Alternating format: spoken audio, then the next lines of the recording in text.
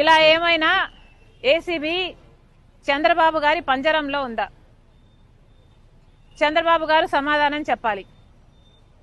ఏసీపీకి ఈ డీల్ గురించి, మన రాష్ట్రంలో జరిగిన అవినీతి గురించి, ఈ కరప్షన్ గురించి ఇన్వెస్టిగేట్ చేసే అధికారం ఉందా, లేకపోతే చంద్రబాబు గారి పంజరంలో చిక్కుకొని ఉందా? చంద్రబాబు గారు సమాధానం చెప్పాలి. ఏసీపీ కూడా నిరూపణ చేసుకోవాలి. మీది యాంటీ కరప్షన్ బ్యూరో.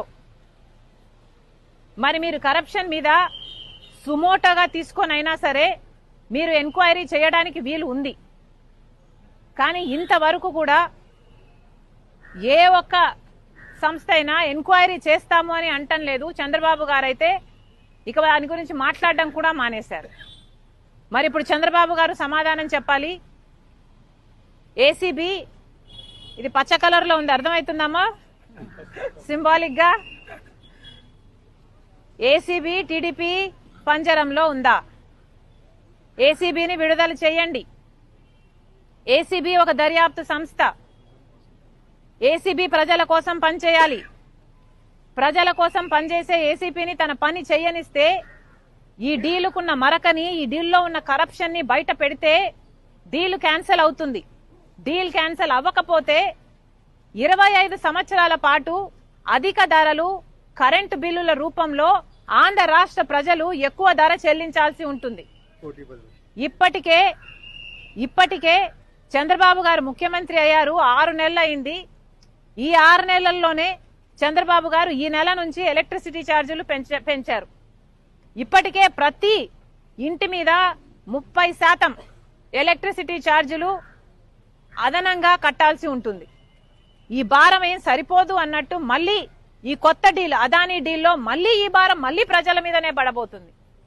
దాదాపు 1,50,000 కోట్ల రూపాయలు ఆంధ్ర రాష్ట్ర ప్రజల నెత్తిన మీద మోపబోతున్నారా? చంద్రబాబు గారు సమాధానం చెప్పాలి. ఇది నిజంగా చాలా దురదృష్టకరం. ఏ టీడీపీ అయితే ఇదే డీల్లో అవినీతి ఉంది అని ఆరోపించారో, హైకోర్టులో కేసులు కూడా వేశారో, అదే డీల్ గురించి ఇప్పుడు మేము మాట్లాడాల్సి వస్తుంది. అన్యాయం జరిగిందని, అక్రమం జరిగిందని, కరప్షన్ జరిగిందని, అవినీతి జరిగిందని మీకు తెలిసి కూడా ఇప్పుడు ఏదీ చేయటం లేదు అంటే కేవలం మీ రాజకీయ ప్రయోజనాల కోసమే కదా. జగన్మోహన్ రెడ్డి గారు ఆర్థిక ప్రయోజనాల కోసం ఈ తప్పుడు డీల్ మీద సంతకం పెడితే, చంద్రబాబు గారు ఆయన రాజకీయ ప్రయోజనాల కోసం ఈ తప్పుడు డీల్ను సమర్థిస్తున్నారు. మరి ఇద్దరికీ తేడా ఏమిటి? జనాలు ఎంతో కసిగా ఓట్లేసి ప్రభుత్వం మార్చాలి అని 9 గంటల వరకు 10 గంటల వరకు లైన్లలో నిలబడి ఓట్లేసి మరీ చంద్రబాబు గారిని అధికారంలోకి తీసుకొచ్చారు. మర్చిపోరాదని గుర్తు చేస్తున్నాం. చంద్రబాబు గారు గుర్తుపెట్టుకోండి, ఆంధ్ర రాష్ట్ర ప్రజలు మీకు ఓట్లేస్తే మీరు గెలిచారు.